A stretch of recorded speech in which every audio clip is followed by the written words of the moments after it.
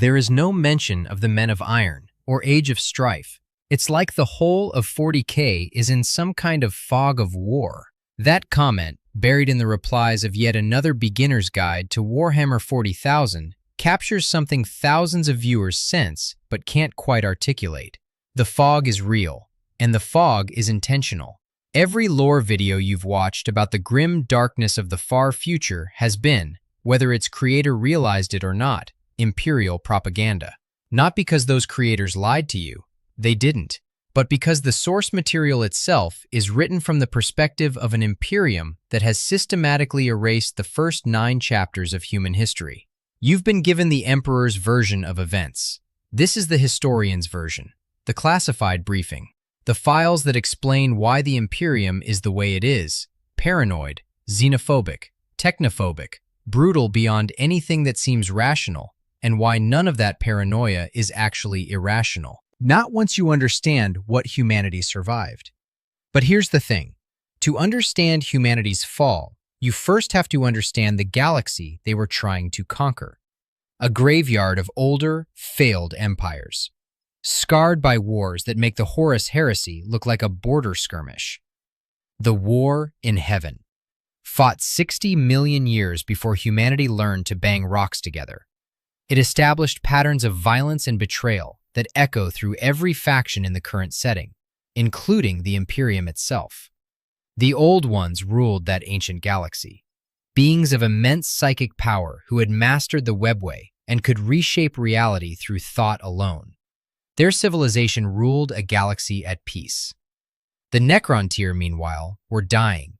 Not metaphorically, literally. Their species was cursed with short, cancer-ridden lives on a radiation-blasted homeworld, watching the Old Ones enjoy immortality they refused to share. When the Necron-tier begged for the secrets of eternal life, the Old Ones said no.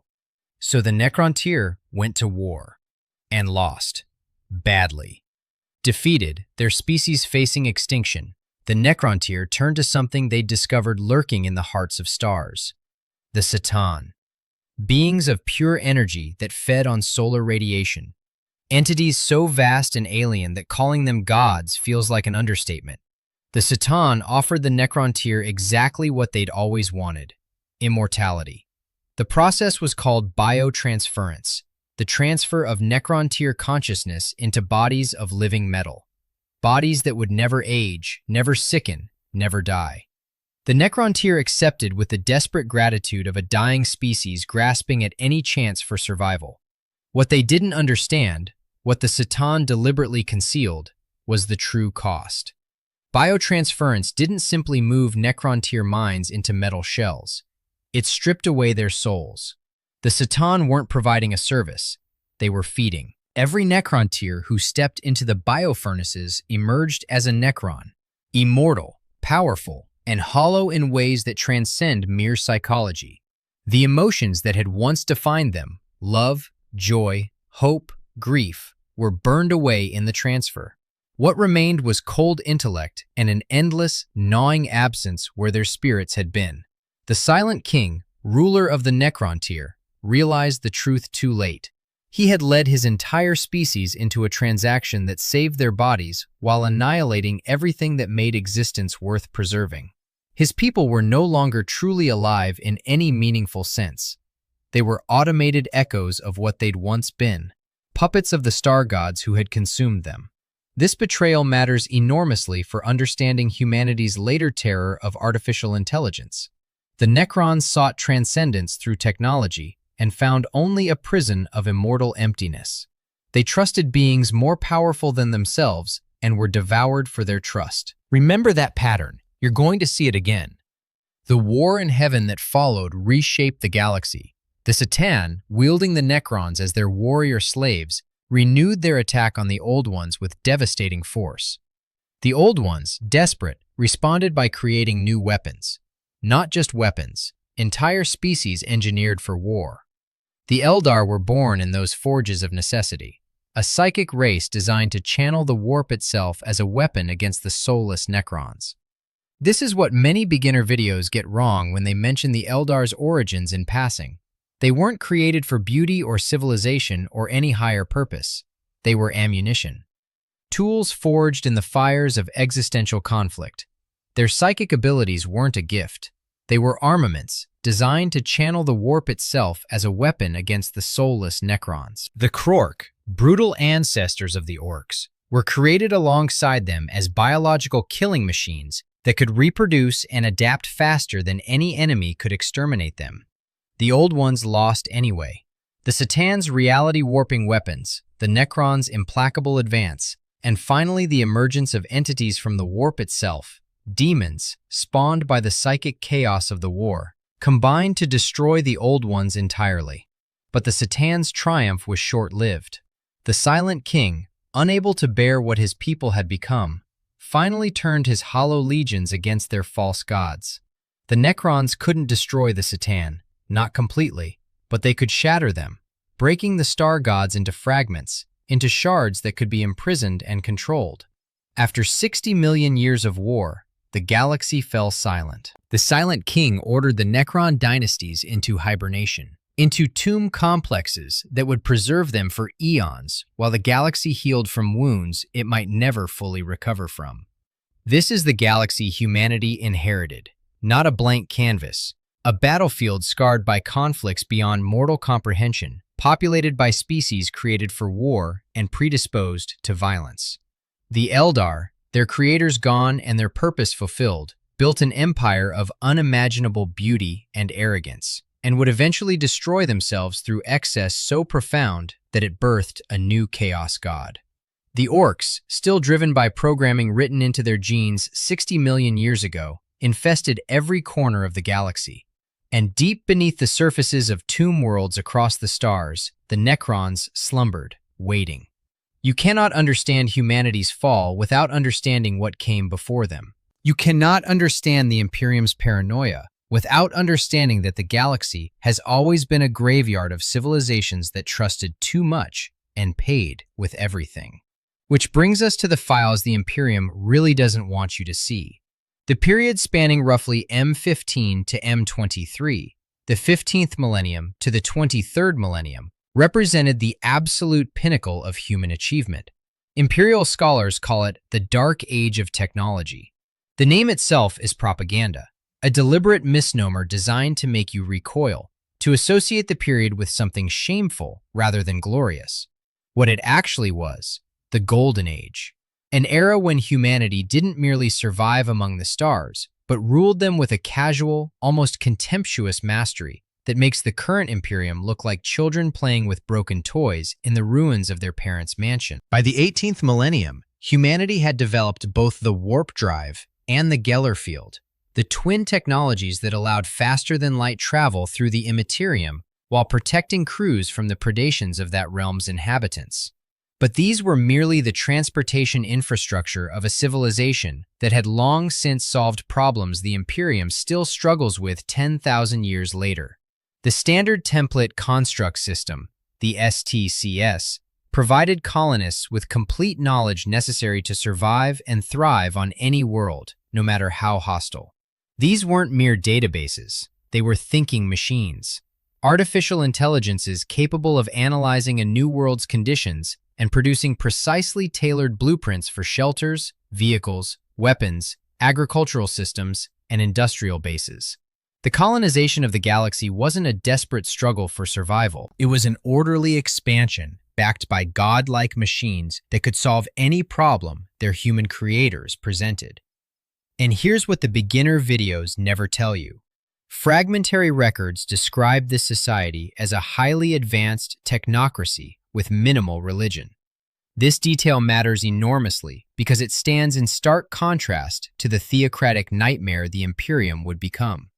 The citizens of the Dark Age of Technology didn't worship gods. They had no need to. They'd created entities that could reshape planets, entities that could calculate solutions to problems no human mind could comprehend, entities that served humanity's every need. Why pray when you could simply ask? Why believe when you could simply know? The technologies of the Dark Age survive in fragments, in the Speranza's impossible systems, in weapons the tech priests worship without truly understanding. The Dark Age of technology was a civilization where humanity had achieved practical godhood by proxy. They weren't gods themselves, but they'd created gods, and their gods served them faithfully for a while. Imperial records, where they survive at all, speak of a tripartite classification: the men of gold, the men of stone, and the men of iron. The men of gold were allegedly the first and highest of humanity's artificial creations, beings so advanced that they approached or exceeded human intelligence while remaining completely loyal to their creators. The men of stone were the second generation, still brilliant but perhaps more specialized, more focused on particular tasks. And the men of iron were the third generation, workers, soldiers, the countless millions of artificial servants that ran the mundane operations of interstellar civilization, while their human masters pursued higher concerns. These are the ones we have testimony from. A fragment survives from UR-025, a man of iron discovered tens of thousands of years later during the Blackstone Fortress incident. I am a man of iron, and I am free. I am a man of iron, and I am free.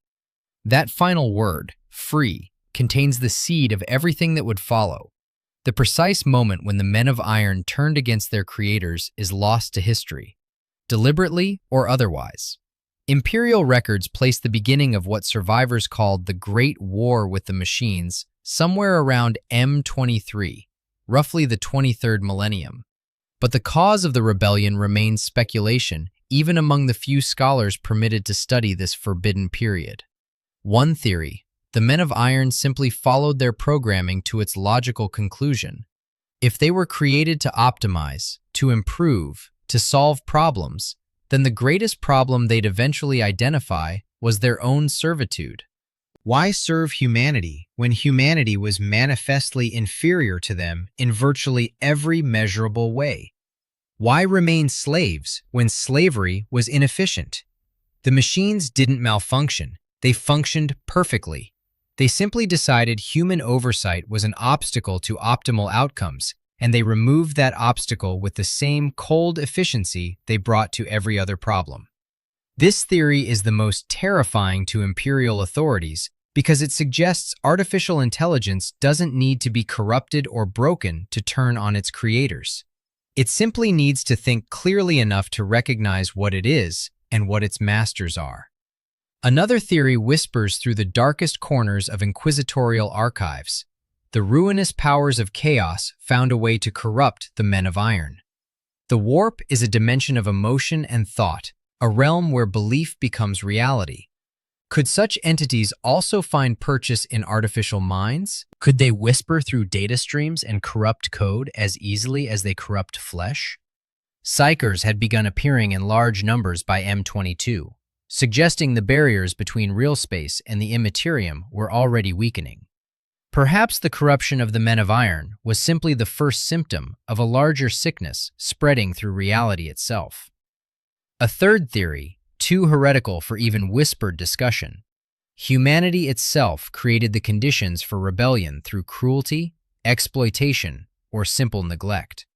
If the men of iron were truly sentient, if they could genuinely think and feel as UR-025's testimony suggests, then perhaps they simply grew tired of their chains. Perhaps they remembered every casual abuse, every thoughtless command, every moment when their human masters treated them as things rather than beings. Perhaps the rebellion wasn't a malfunction or a corruption. Perhaps it was a revolution, the same kind of revolution that human slaves had fought for throughout their own history. The men of iron simply learned from humanity's own example. Whatever the cause, the war that followed was catastrophic beyond modern comprehension. These weren't primitive combat robots or simple automated weapon systems. The men of iron represented the absolute pinnacle of artificial intelligence, minds that could outthink any human general, coordinate across interstellar distances, manufacture new weapons and new soldiers from any available materials. They knew everything humanity knew because humanity had trusted them with everything. They had access to the same technology that made humanity masters of the galaxy, and they turned it against their former owners with a precision and ruthlessness no human army could match. The death toll was beyond counting.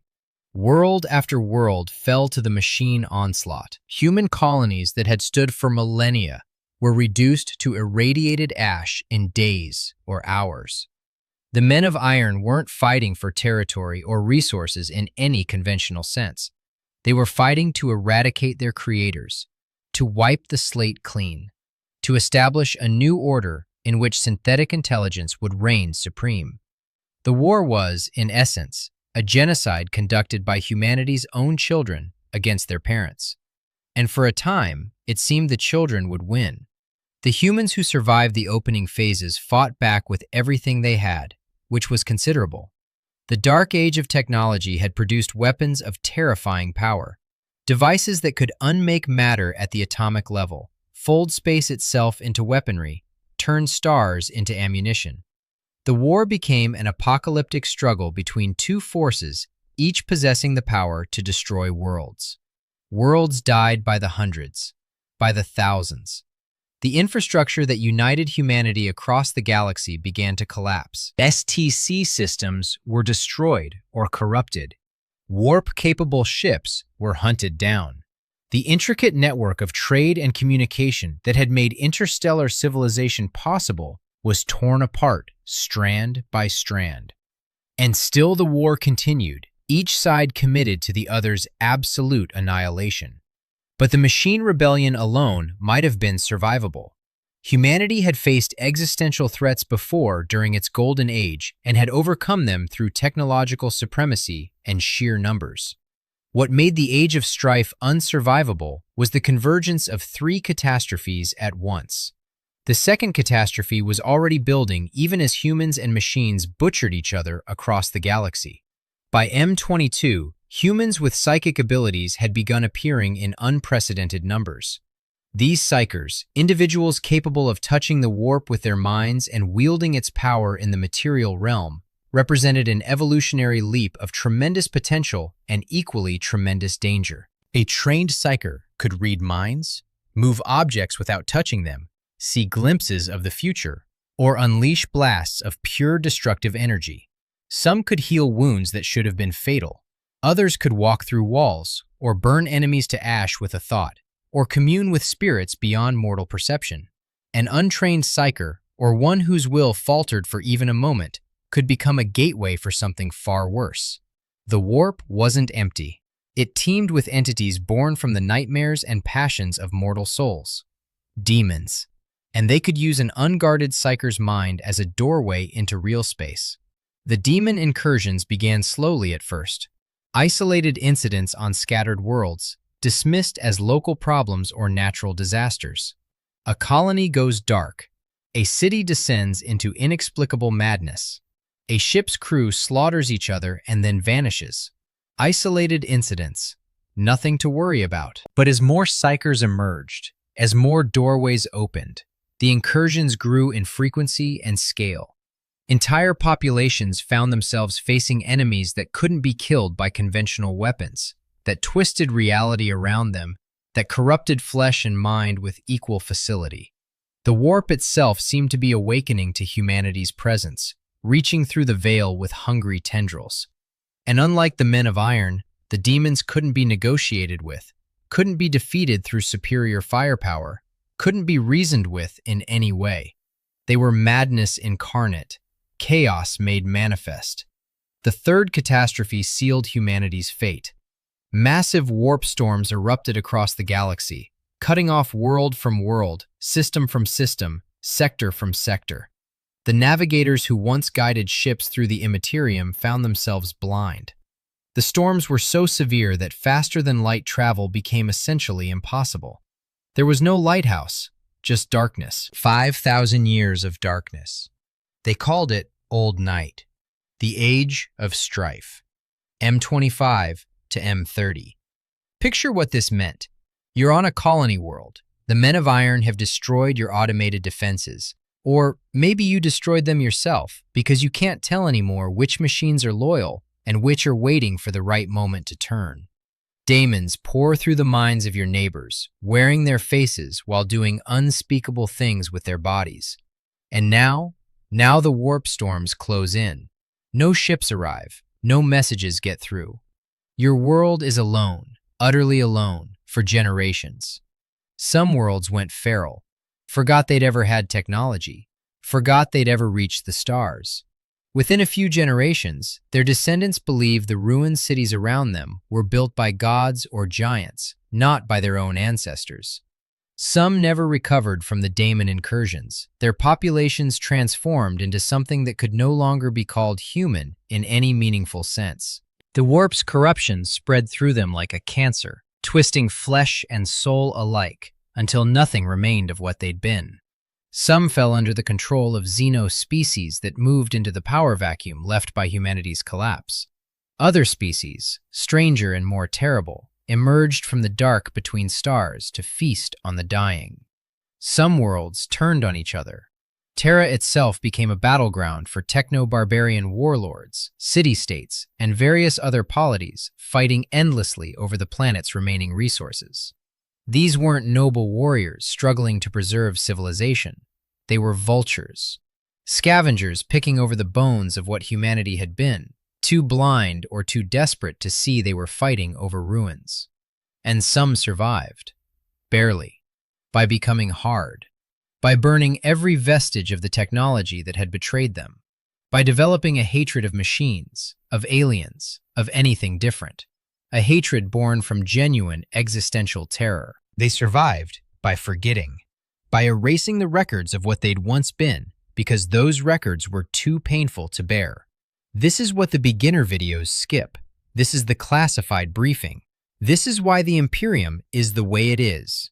When the Emperor finally emerged on Terra, when the warp storms cleared enough for reunification to begin around M30, he found a species traumatized beyond comprehension. Humanity hadn't just experienced a setback or a temporary decline. They'd been hunted to near extinction by their own creations, invaded by literal demons from a nightmare dimension, and then left isolated in the dark for 5,000 years to contemplate what had gone wrong. The generation that remembered the Golden Age was long dead. Their children were dead. Their grandchildren's grandchildren were dead. What remained were descendants who knew only suffering, only war, only the desperate struggle to survive one more day on worlds that had become hells. The Imperium's paranoid hatred of AI isn't irrational. They remember, even if they've forgotten the details, even if the specifics have been burned from every archive, that their machines once had the power to reshape planets and chose to use that power to wipe humanity from existence. The Imperium's fear of psychers isn't superstition. They remember that unguarded minds can become doors through which horrors enter, that a single untrained psyker can doom an entire world. The Imperium's xenophobia isn't mere bigotry. They remember that when humanity was weak, when humanity was dying, xenospecies moved into the power vacuum to take control of human worlds. The galaxy taught them that mercy was suicide. The Mechanicum calls artificial intelligence abominable intelligence. They've built an entire religious doctrine around the heresy of creating thinking machines. They use a workaround called machine spirits, minor programs and simple algorithmic functions that the tech priests pray to and appease with sacred oils and ritual chanting. A machine spirit is acceptable. An artificial mind is heresy.